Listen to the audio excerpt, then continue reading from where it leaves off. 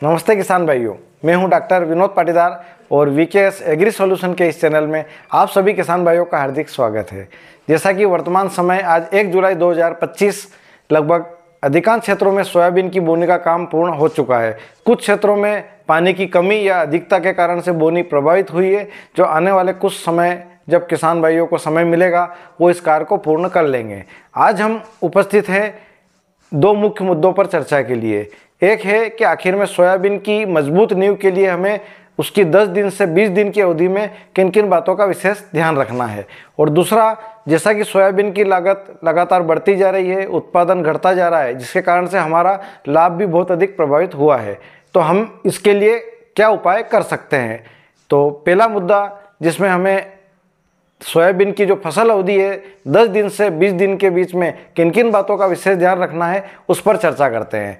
सबसे पहले सोयाबीन की फसल में पिछले कुछ वर्षों में लगातार रिंग कटर और तना मक्खी का प्रकोप बढ़ता जा रहा है। अगर आप इन दोनों कीट को नियंत्रित करना चाहते हैं तो उसके लिए सबसे उचित और उपयुक्त जो समय है वो है 15 दिन की अवधि। जब आपके फसल की अवधि 15 दिन के आसपास हो और उस समय आप दवाइयों का उपयोग करते हैं तो बहुत अच्छे परिणाम प्राप्त होंगे। इस समय किसान भाइयों की समस्या होती है कि इस समय हम खरपतवार नाशक दवाइयों का भी उपयोग करते हैं, तो आज कुछ कंपनियों के द्वारा खरपतवार नाशक दवाइयों के साथ में ही कीटनाशक दवाइयों के उपयोग की अनुशंसा भी की जा रही है। आप संबंधित कंपनी के प्रतिनिधि से बात कर उन दवाइयों का भी उपयोग करें ताकि समय पर आप इन बीमारियों को नियंत्रित कर सकें। इन बीमारियों को नियंत्रित करने के लिए किन किन दवाइयों की आवश्यकता होती है और कौन कौन सी वे दवाइयां हैं जिनका आप उपयोग कर सकते हैं, इस संबंध में हमने पहले एक वीडियो में जानकारी दी है। इस चैनल को अगर आपने अभी तक सब्सक्राइब नहीं किया है तो आप इस चैनल को सब्सक्राइब कर दीजिए और उन वीडियो के द्वारा आप कौन कौन सी दवाइयाँ उपयोग कर सकते हैं उसकी जानकारी प्राप्त कर सकते हैं। इस वीडियो के अंत में हम आपको बताएंगे एक नई दवाई के बारे में जो कि इसी वर्ष कंपनी के द्वारा लॉन्च की गई है, जो कि रिंग कटर और तना मक्खी को आसानी से नियंत्रित कर लेती है और साथ ही उसका उपयोग हम खरपतवार नाशक दवाई के साथ में भी कर सकते हैं।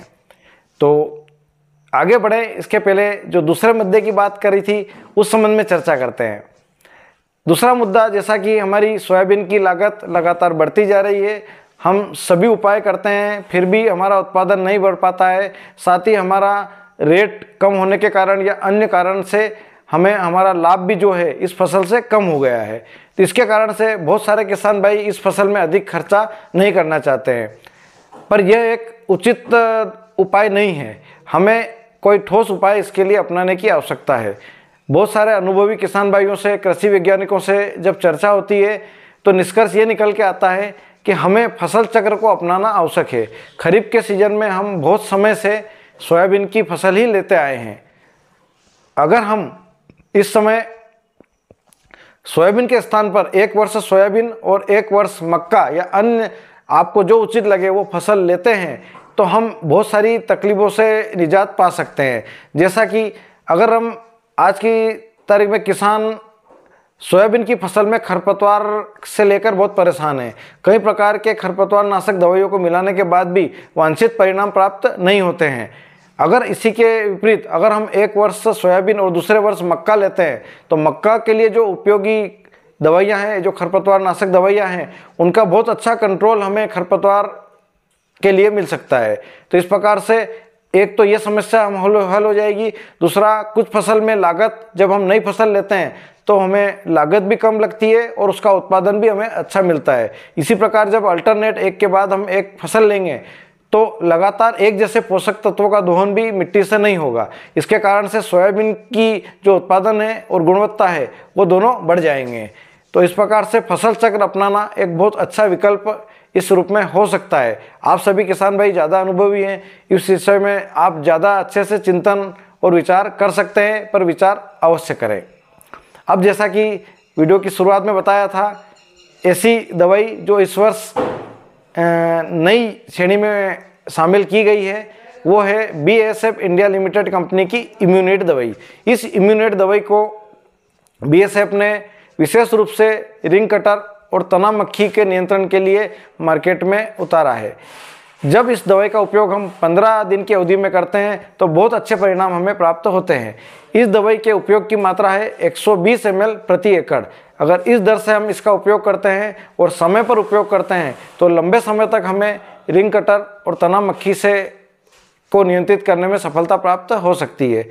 तो आप किसान भाई जो भी जिनकी फसल की अवधि 15 दिन की हो चुकी है, वो समय मिलते ही, अवसर मिलते ही इनमें से जो आपके बजट की दवाई है उसका उपयोग करें और इन बीमारियों को समय पर नियंत्रित करें। एक और निवेदन मैं सभी किसान भाइयों से करना चाहता हूं कि जैसा कि हम लगातार प्रकृति का बहुत लंबे समय से दोहन करते आ रहे हैं, हम प्रकृति से सब कुछ लेते हैं लेकिन उसको कुछ देते नहीं।